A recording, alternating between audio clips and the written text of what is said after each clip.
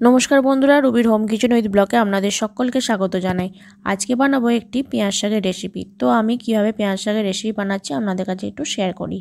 এখানে আমি বেগুন আর আলুকে খুব ছোট ছোট করে কেটে রেখেছি। এরপর আমি কড়াইয়ের মধ্যে সর্ষের তেল ভালো করে গরম করে নিয়ে বেগুনগুলোকে আগে ভেজে তুলে নিচ্ছি। বেগুনগুলো খুব ভালো করে লাল করে ভেজে তুলে নিচ্ছি। তো এখানে বেগুনগুলো ভাজা হয়ে গেছে। এরপর তুলে নিলাম। ওই তেলের মধ্যে দিয়ে দিচ্ছি ফোড়ন হিসাবে কালো জিরে আর গোটা জিরে। এগুলো আমি হাফ টিস্পুন করে ব্যবহার করেছি। তো এরপর আমি দিচ্ছি শুকনো লঙ্কা।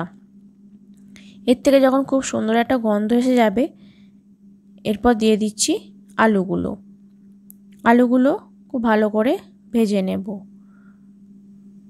এদিকে ভাজতে ভাজতে ওইদিকে আমি শাকগুলো কীভাবে কেটে রেখেছি দেখাই। তো পেঁয়াজ শাকগুলো আমি পরিষ্কার করে ধুয়ে কেটে নিয়েছি। এদিকে আমি পেঁয়াজ শাক আর পেঁয়াজগুলো আলাদা আলাদা করে কেটে নিয়েছি। এরপর আলুগুলো ভাজা হয়ে গেলে ওই আলুর উপরেই দিয়ে দেব কেটে রাখা পেঁয়াজগুলো। পেঁয়াজ দিয়ে খুব ভালো করে নাড়াচাড়া করে নেব মিডিয়াম আঁচে। তো এরপর দিয়ে দিচ্ছি একটু লবণটা দিলে এখানে আলু আর পেঁয়াজটা খুব সুন্দরভাবে নরম হয়ে যাবে। আর হলুদটা দিলে এখানে খুব সুন্দর কালার আসবে, তাই অল্প পরিমাণে একটু হলুদও দিয়ে দিলাম। এগুলো দিয়ে কয়েকবার আমি নাড়াচাড়া করে নিলাম। খুব ভালো করে নাড়াচাড়া করে নিয়েছি। নেওয়ার পর এখানে কেটে রাখা পেঁয়াজ শাকগুলো দিয়ে দেব। তো এখানে পেঁয়াজ শাকগুলো দিয়ে দিলাম। খুব সুন্দর পেঁয়াজ শাকগুলো। তো এখানে পেঁয়াজ শাকগুলো আমি ভালো করে ভেজে নিচ্ছি। এদিকে আমি সাদা সর্ষে 1 চামচ আর আদা বেটে নিচ্ছি। আপনারা আপনাদের শাকের পরিমাণ অনুযায়ী আপনারা এই বাটাটা ব্যবহার করুন। তবে কালো সর্ষে ব্যবহার করবেন না, এতে তেতো হওয়ার সম্ভাবনা থাকে। তো এগুলো দিয়ে আমি খুব ভালো করে কষিয়ে নেব।